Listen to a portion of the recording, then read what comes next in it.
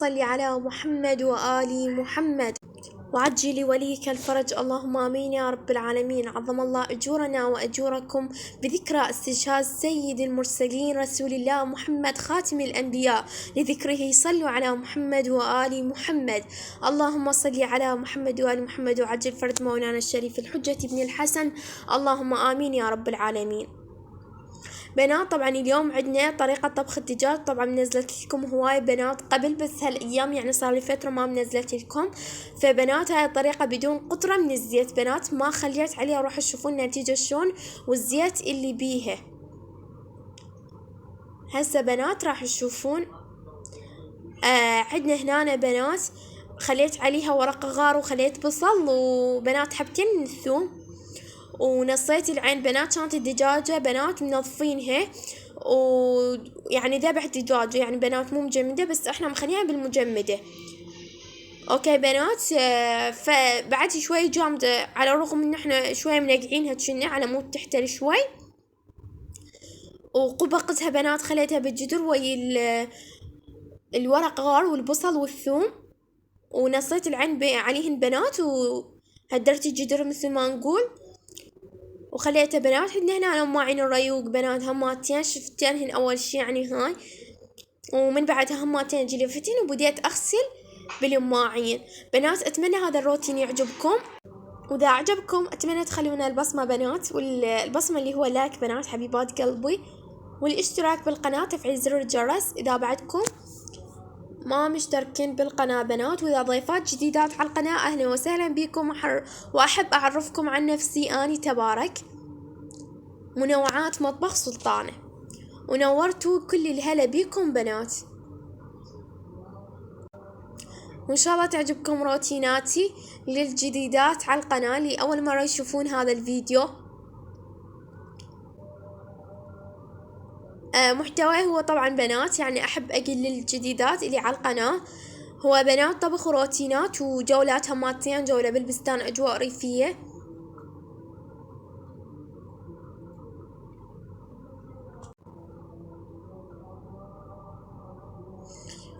وإن شاء الله يعجبكم المحتوى والقناة هماتين، وتصيرون صديقات وأخوات جدد على قناتي. هنا هذني المواعين بنات اللي كنت، هاي الطاسة اللي كنت بنات مخلية بيها الدجاجة، وتعرفون المواعين مال الطبخ لازم نغسلهن. وخير ونعمة والحمد لله والشكر رب العالمين. الله يديم علينا إن شاء الله النعم. شنو تحبون بنات بالفيديو القادم اكتبوا لي لحتى إن شاء الله أسوي لكم بنات. يعني إذا تحبون طلبوا من عندي بنات بالبث، أكو بنات يعني طلبوا يعني بنية هي بث ما أعرف اسمها نسيته يعني مو بالضبط أعرفها ما أتذكر بالضبط. المهم بنات طلبت من عندي قلت لهم بنات إنه أسوي لكم طريقة الكيكة. أختي تسويها بنات بطعم البرتقال كلش طيبة. إن شاء الله راح أنزل لكم الطريقة بالفيديو القادم. يمكن إذا كتبتوا لي بالتعليقات أو حتى يعني إذا ما كتبتوا لي أنا يمكن راح أنزل بالفيديو القادم. طريقة ناجحة بنات طبعا وتفيد أصحاب المشاريع، يعني البنات اللي يستفادون من عندها صاحب المشاريع. يعني هنا بنات الدجاجة مثل ما جاي تشوفون يعني بلشت تذب الماي مالتها، ماي ما مخليتها طبعا قطرة ماي بنات هماتين، بس مجرد الماي مال تعرفون بنات قلت لكم مجمدة يمكن تذب ماي هماتين شوية، يعني مو مجمدة احنا مشتريها لا، وإنما احنا مخليها مجمدة. وهنا يا بنات حبيبات قلبي هماتين تعرفون ننظف الغرفة. طبعا هنا بنات كنست بس المكان اللي اريد اخلي بيه فراشات النوم بنات، وهسه راح ابلش انظفها وياكم. هنا دببة مال الاطفال تعرفون بنات الالعاب، وهاي راية الامام الحسين عليه السلام هماتين بنات حبيت اشوفها لكم. لبيك يا سيدي ومولاي ابا عبد الله الحسين، استشهدت مظلوما في كربلاء. هنا بنات طبعا راية سرايا السلام هماتين. اللهم صل على محمد وآل محمد وعجل وليك الفرج. اللهم آمين يا رب العالمين. هنا بنات شوفتكم الغرفة شلون هوسة، وهماتين أكيد راح ننظفها بنات. شايفين حتى الحرامة هنا بنات والمصلاية. هنا بيبيتي بنات هماتين كانت جايبتلنا الصوغة من الزيارة هماتين. ان شاء الله انزل لكم فيديو بنات الصوغة، وانزل لكم فيديو هدايا هماتين. هنا البنات الريموت مال السبلت هماتين مطلع، رجعته. وهنا الكابسة، وهذا الميز بنات مال اختي اللي تقرأ عليه. حتى التراب مرات انا اخليها الصراحة. وهنا هاي مالات الشعر بنات، كل شي يعني تحبون تلقونه موجود بالقاع او على الطاولة. هنا تربة الإمام الحسين عليه السلام. لبيك يا سيدي ومولاي يا أبا عبد الله حسين، استشهدت مظلوما في كربلاء. هنا هاي الحافظة بنات، طبعا أختي سوتها، راح أشوفها لكم فيديو مال الهدايا بنات والصوغة هماتين يعني بشكل حلو ومرتب. راح أشوفها لكم وأشرح لكم عنها وأشوفكم الشغلات بعد اللي أختي مسويتها هماتين. اكو هماتين تكاكة مال شعر راح اشوفها لكم بالفيديو القادم او اللي بعده، يعني القادم بنات، اما كيك اما الصوغة. انتم اكتبوا لي بالتعليقات شنو تحبون.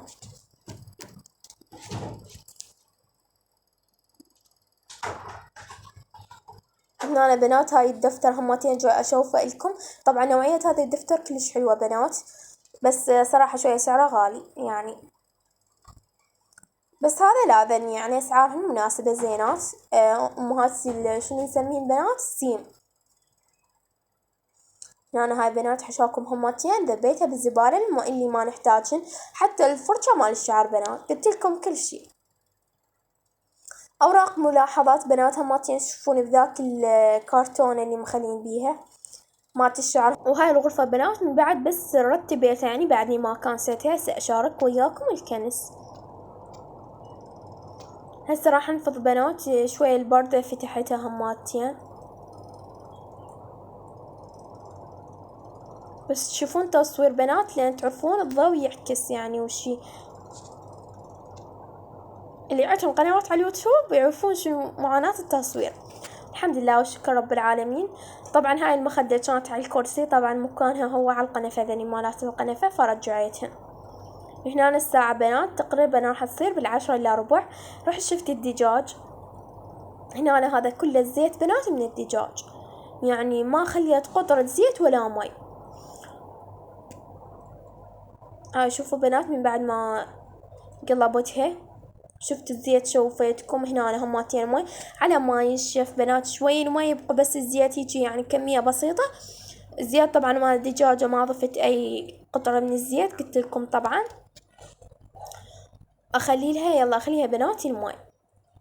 هنا أنا بلشت اكنس لان اختي هماتين كل شوي وتصيحني تقول يعني قصتها انه اشوف الدجاجة، يعني خاف تحترق. وهماتين كانت ببيتي امي الله يحفظها بيومها يعني تجينا.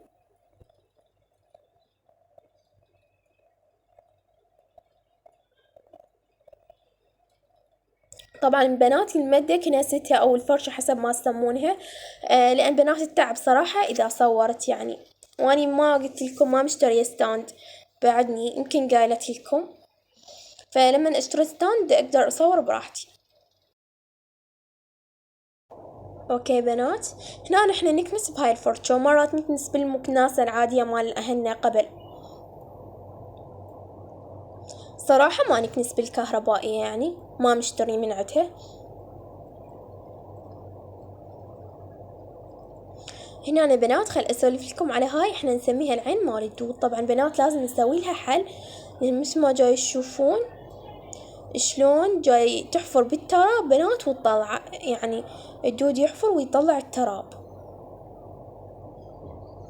فلازم نسوي لها حل. هاي من طبعا الثلاجة إحنا والمجمدة مخليين بالغرفة بنات. هماتين أكنس يعني اللي اقدر عليه، اللي جواهن هيجي الحواف مالاتن. مرات اكنسن صراحة ومرات لا، مرات نوخر المجمدة بنات ونكنس اللي جواها. هاي المادة هماتين الاطراف مالها كنست لان خاف يدخل تراب وش يعني، تعرفون مو كلها بس هاي الاطراف منه الطرف هذا. على العموم بنات شلونكم؟ طبعا مشتاقة لكم، صار لي راح يصير لي 7 ايام ما منزلة فيديو، يعني اسبوع. الكم منقطع عنكم بنات. بس انزل بثوث، يعني اكو صديقاتي يدخلون علي بالبث ونسولف انا وياهم.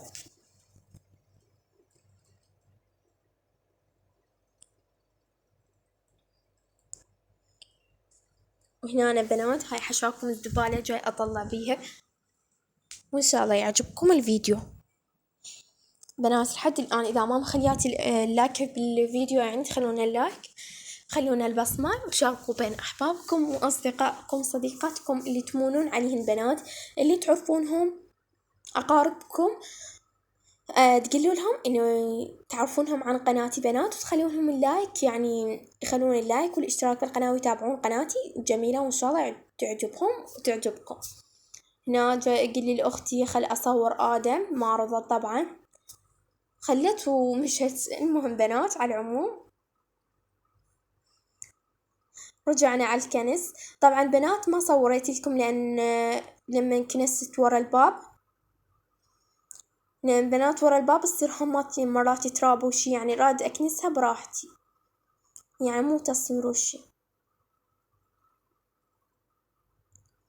طبعا الفيديو كلش تعبت عليه بنات، والحمد لله والشكر رب العالمين، يعني اتمنى تقدرون التعب وتخلونا لايك والاشتراك بالقناة. وهاي الغرفة بنات من بعد ما نظفتها، بس قلت لكم الضوء بنات شوية عاكس لأن فاتحة البردة، أمسح بالكاميرا تطلع نفسي شيشو من جهة الشباك، طبعا من أمامها. وهنا طبعا بنات هماتين نكمل لكم الفيديو. طبعا بناتي هنا جولة بالحديقة بسيطة، هماتين أخذت لكم الصبح بنات تقريبا هاي الساعة بالعشرة هيجي، يعني هماتين كنت الهول بنات لكم. يعني بنات صورت لكم الغرفة وهماتين فيديو يصير كلش طويل بنات، والمساحة هماتين ما تكفي يعني مال التليفون. أصور لكم الخضارات حلوة بنات الصبح، والله أجواء حلوة. إذا تحبون هيك فيديوهات خضارات الصبح، اكو فيديو عندي هماتين منتظرته ان شاء الله مفاجأة لكم كلش حلو بنات ومريح يعني.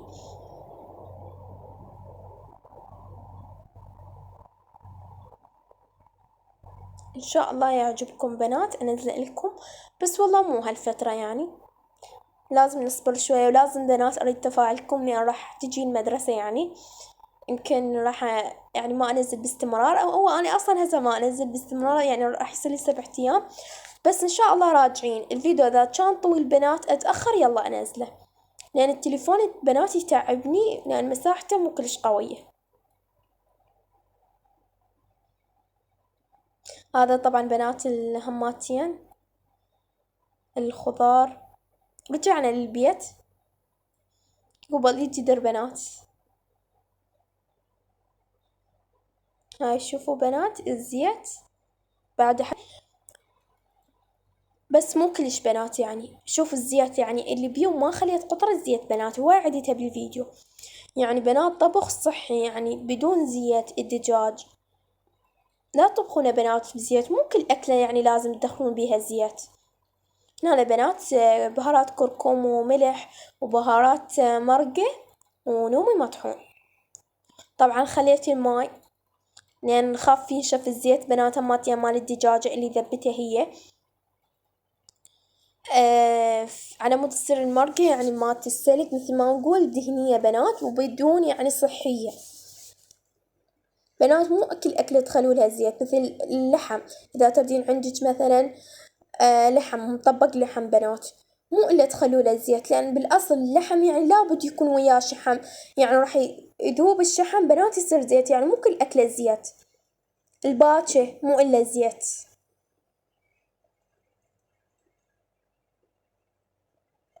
مو كل أكلة بنات زيت، لأن زيت بنات مضر. اكو زيوت صحية مثل زيت ريزياني سامعة بنات صحي، بس صراحة انا ما مشتري من عنده. المهم بنات هنا رجع الوالد من السوق، يعني جاب لنا مسواق، الله يحفظ ان شاء الله ابوي ويحفظ ابوكم ان شاء الله والاباء جميعا، اللهم امين يا رب العالمين. هنا بنات هذا عندنا عنجاص جاي اغسل بيه، احنا نسميه عنجاص، انتم يومكم شنو تسمونه؟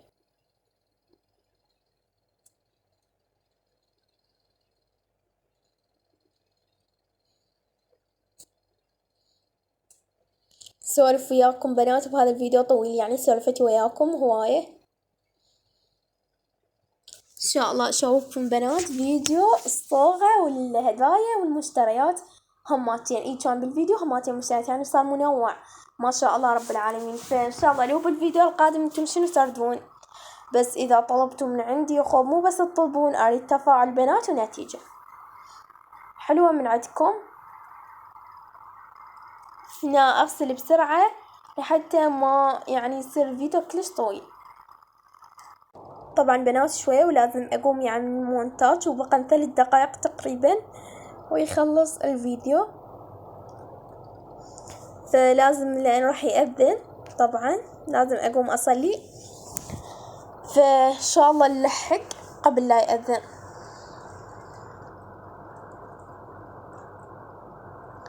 نسولف وياكم بنات. اذا تحبون تحضرون البثوث بنات، يعني مالاتي تخلون البصمة بنات البثوث، بس طبعا بنات ملاحظة البثوث اللي انزلها بس للبنات، يعني بس انا وصديقاتي اللي اعرفن بنات صديقاتي يدخلون لي البث. اكو بنات جدتها ماتين يدخلون صديقاتي يصيرون، يعني ما عندي مشكلة نسولف انا وياهم بالبث، يعني اذا تحبون تنوروني.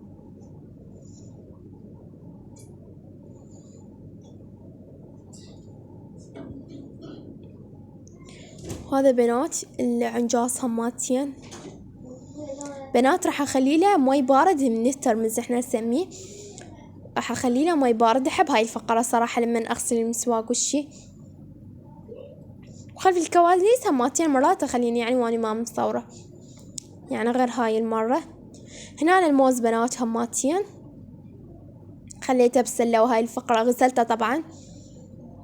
كلش احبها بنات، احسها راحة نفسية وتنطي شوية ماي بارد تعرفون بها، فينطي شوية برودة.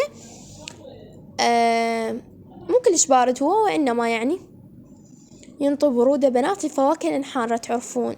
هنا الباذنجان هماتين من الخضروات طبعا مو فواكه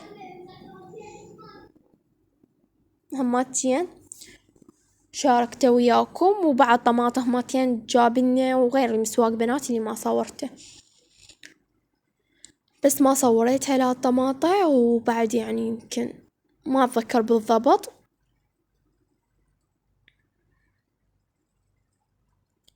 طبعا ما عليكم بنات بالسلة اللي نخلي بيها الاكل تعرفون، مثلا اللي يزود من الري وكل وشي. وهاي اذا كانت مثل عندكم حيوانات دجاج تكرمون بنات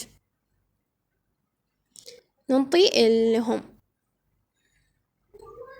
يعني الحيوانات اللي انتم عندكم دجاج مثلا.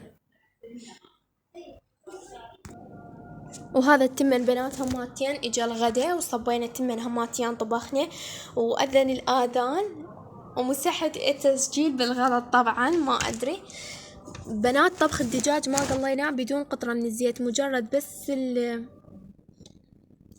العفو بنات، حتى قمت لان اذان واريد اروح اصلي. الدجاج لما طبخناه ما طبخناه بزيت، مجرد بس قليناه بزيت. هنا بنات هذا الغداء وخير ونعمة والحمد لله والشكر رب العالمين. وهماتين تشريبة او ثريد حسب ما تسمونه، هسه يطلع لكم بنات باللقطة. ومع السلامة، ونحن خلص فيديونا. اللهم صل على محمد وآل محمد وعجل وليك الفرج. اللهم آمين يا رب العالمين. يستودعكم الله سبحانه وتعالى.